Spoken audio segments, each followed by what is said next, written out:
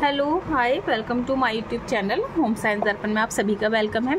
I hope आप सभी बहुत बेहतर होंगे, आपकी स्टडी अच्छी चल रही होगी। तो आज के हम 9th क्लास की से बुक कवर कर रहे हैं, जिसमें हम लास्ट यूनिट यानी कि यूनिट 5 कवर कर रहे हैं। मैंने 15 चैप्टर करा दिया है यूनिट 5 का, और ये यूनिट हमारे एग्ज़ाम्स के पॉइंट ऑफ व्यू से बहुत ज़्यादा इम्पॉर्टेंट है। यहाँ से क्वेश्चन बनते हैं, आप PYQ देख सकते हैं, और TGT, PGT और LT में तो बहुत अच्छी तरह से इसमें क्वेश्चन देखने को मिलते हैं। तो ठीक है, हम देख लेते हैं। यहाँ हम पढ़ेंगे प्रस्तावना, रक्तस्राव, धमनी, कोशिका, शिरा, नाक, आंतरिक घाव, कटा हुआ, कुचला हुआ, गोली का जलना, झुलस जाना, बिजली का लगना, दम घुटना, फांसी लगना, डूबना, बाहरी वस्तुओं का शरीर में प्रवेश लाइक जस्ट जैसे नाक, कान, आँख में, सांप, बर्रे, पागल कुत्ते का काटना एवं बचाव, मोचाना, अभ्यास। तो यहाँ पर थोड़ा सा प्रस्तावना दी गई है जिसे आप पढ़ सकते हैं। मैं थोड़ा सा पढ़ लेती हूँ। सामान्य घरेलू दुर्घटनाओं से तात्पर्य किसी कारण से घर या पास पड़ोस घटित किसी ऐसी दुर्घटना से है जो परिवार के किसी सदस्य को शारीरिक यानी कि फिजिकली, मानसिक रूप से क्षतिग्रस्त कर दे। इस प्रकार की दुर्घटना को सामान्य घरेलू दुर्घटना कहते हैं। ठीक है, उसके बाद में हम इसके कारण देख लेते हैं। अशिक्षा है, अज्ञानता है, असावधानी है, मनोवैज्ञानिक कारण है, सामाजिक कारण है, और जीव जंतु आदि के काटना आदि है। ठीक है, नेक्स्ट है बचाव। बचाव कैसे है कि दुर्घटना होने के कारणों की जानकारी करना, ताकि हमें उसका कारण पता चले और हम उसका उपचार स्टार्ट करें। दुर्घटनाग्रस्त व्यक्ति के शरीर से होने वाले रक्तस्राव यथाशीघ्र रोकने का उपाय करना चाहिए, जिससे उसका जीवन सुरक्षित रहे, हम उसको बचाया जा सके। पानी में डूबे रहे व्यक्ति को निकालकर तुरंत उसे फेफड़ों से पानी निकाल देना चाहिए। सांस लेने में तकलीफ हो तो उसको कृत्रिम यानी कि आर्टिफिशियल हमें उसको जल्दी ही जो है वो श्वास देनी चाहिए। विष पी लेने पर विष निकालने के लिए वमन यानी कि वॉमिटिंग करा देनी चाहिए। विषैले जीव जंतु के काटने पे विष पूरे शरीर पे ना फैले तो ऐसा उपाय करना चाहिए जैसे जहाँ कटा हो वहाँ संभव हो उस स्थान के ऊपर कसकर कपड़ा बांध दे। दुर्घटना के बाद चिकित्सक को यानी कि डॉक्टर को तुरंत बुला लेना चाहिए, ताकि दुर्घटनाग्रस्त व्यक्ति को उचित उपचार हो सके। दुर्घटना किन कारणों के फलस्वरूप घटित हुई, उन रीज़न का जानकारी प्राप्त करके उन्हें दूर करने का उपाय करना चाहिए, ताकि भविष्य में दोबारा ऐसी घटना ना घटे। दुर्घटना से घबराना नहीं चाहिए, बल्कि पेशेंस के साथ हमें उपचार करना चाहिए। तो सबसे पहले हम ब्लीडिंग के बारे में देख लेते हैं। ब्लीडिंग हमें यहाँ पर 2 तरह से मिलती है, बरा यानी कि बाहर से और आंतरिक चोट लग जाने पर। तो शरीर का बड़ा भाग पर जब चोट लग जाती है तो उसे हम आंखों से देख सकते हैं, जैसे जस्ट लाइक हाथ कट गया है, या फिर आपके कहीं घुटने पर, टांग पर आप चोट लग गई है और वहाँ से ब्लड निकल रहा है, जो आप देख सकते हैं। यही बड़ा रक्तस्राव के नाम से जाना जाता है। कभी कभी चोट लगने पर कोई धमनी या कोशिका कट जाती है तथा उस स्थान पर काफ़ी रक्त बहने लगता है। इन वाहिनियों से निकलने वाले रक्त को भिन्न भिन्न दशाओं में गति द्वारा जाना जा सकता है। प्राथमिक चिकित्सक को इसका ज्ञान होना अति आवश्यक है, अन्यथा वह उचित उपचार नहीं कर सकता। शरीर से अधिक रक्तस्राव यानी कि ब्लीडिंग हो जाने से पर दुर्बलता आती जाएगी, हो सकता है कि मृत्यु भी हो जाए। तो आगे 3 प्रकार की रक्त वाहिनियों से रक्त बहने की पहचान बताई गई है। देखते हैं। सबसे पहले क्या है, धमनी से रक्तस्राव। धमनी से रक्तस्राव पहचान, धमनी से शुद्ध रक्त स्रावित होता है। ठीक है, तो देखें यहाँ हमारे क्वेश्चन भी बनते जा रहे हैं, और कि शुद्ध रक्त कहाँ स्रावित होता है, यानी कि धमनी में, जिसका प्रवाह हृदय से शरीर की ओर होता है। कहाँ होता है कि हार्ट से हमारा शरीर की ओर होता है। शुद्ध रक्त का रंग जो है वो रेड, बहुत तेज चमकीला होता है, लाल और चमकीला होता है। अत्यंत निश्चित है कि यदि धमनी कटेगी तो रक्त चमकीले रंग का निकलेगा। देखिए, यही रिवीजन कर लेते हैं। धमनी के बारे में बात हो रही है। धमनी में सबसे पहले शुद्ध रक्त बहता है।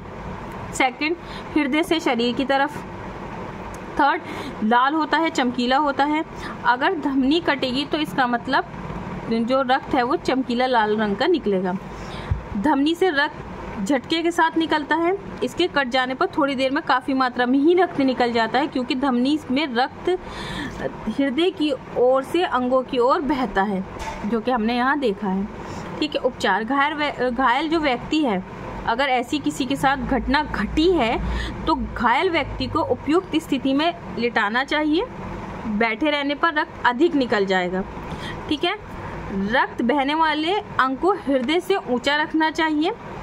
इस प्रकार रक्त अधिक नहीं निकलेगा, क्योंकि शरीर में धमनियां हृदय से अंगों की ओर बहती हैं। घाव में जिस धमनी से रक्त आ रहा है उसके दबाव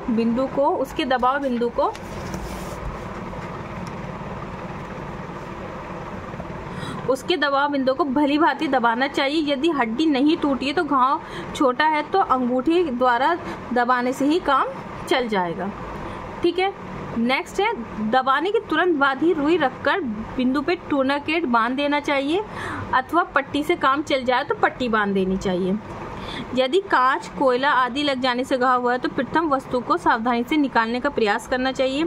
यदि घाव में अन्य किसी प्रकार की गंदगी का अनुभव हो तो एंटीसेप्टिक घोल द्वारा धो देना चाहिए, जस्ट लाइक डिटॉल, सेवलॉन, इस तरह की चीज़। परंतु उस स्थान पर अधिक गीला नहीं करना चाहिए, क्योंकि सूखा रहने पर घाव शीघ्र सूखेगा। घाव के चारों ओर जो एंटीसेप्टिक का घोल लगा देना चाहिए।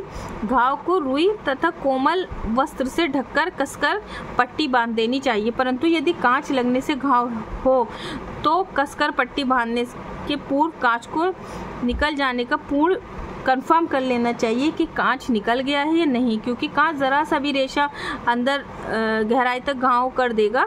यदि हड्डी टूटने की जरा सा भी आशंका हो तो पट्टी को धीरे से और सावधानी से बांधनी चाहिए।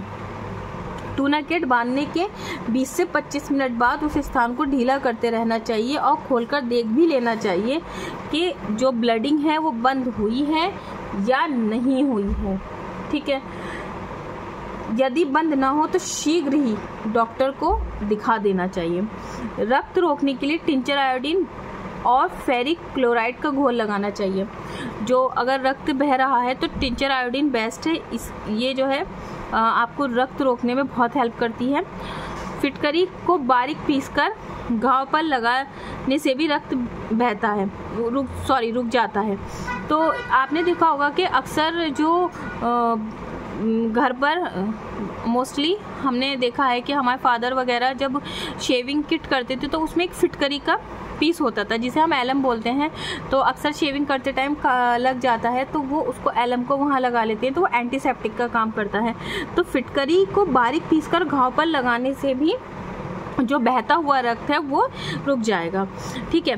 कोशिका से रक्त, अब कोशिका की बात आ रही। देखिए वहाँ हमने पढ़ी थी किसकी, धमनी की बात। अब के कोशिका में रक्त अधिकांश भाग अशुद्ध हो चुका होता है। ठीक है। अतः इस रुधिर का रंग मैला लाल होता है, कुछ गाढ़ा भी होता है। वो चमकीला होता है प्लस लाल होता है, ये गाढ़ा होता है और मैला भी होता है। कोशिकाओं से रक्त बहुत धीरे धीरे निकलता है। वहाँ क्या मिल रहा था, हमें तेजी से देखने को मिल रहा था। ठीक है। घायल अंग के हृदय से ऊंचा रखना चाहिए। जो अंग है वो हृदय से ऊंचा रखना चाहिए। उंगली अंगूठे का दबाव देना चाहिए। डिटॉल या स्पिरिट से साफ करना चाहिए। तिकोनी पट्टी बांध देनी चाहिए।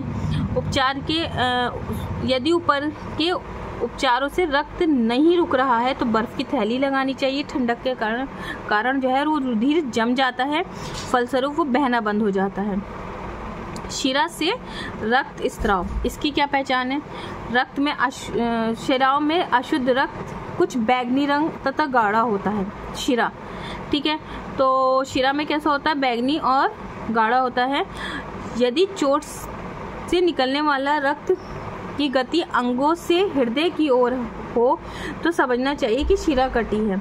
शिरा का जो रक्त है वो धीरे धीरे बिना झटके से निकलता है। घायल के अंग को हृदय के से नीचे रखना चाहिए। वहाँ हम ऊपर रख रहे थे, यहाँ नीचे रखने की बात हो रही है। घाव पर उंगली का दबाव डालना चाहिए और रुई की गद्दी लगाकर पट्टी बांधनी चाहिए। रुधिर ना रुके तो बर्फ की थैली का यूज़ करना चाहिए। रुधिर ना रुके तो जिस स्थान पर चोट लगी है कुछ पीछे अर्थात हृदय के विपरीत दिशा की ओर कसकर पट्टी बांधनी चाहिए। नेक्स्ट है नाक से बहता हुआ रक्त तो हम देख पाते हैं, पर रक्त कहाँ से आ रहा है ये नहीं जान सकते। नाक से रक्त बहने की घटनाएं बहुत होती हैं, गर्मी के दिनों में अक्सर ही ज़्यादा दिखाई देती हैं, जिसे नक्सीर भी बोलते हैं, नक्सीर फूटना।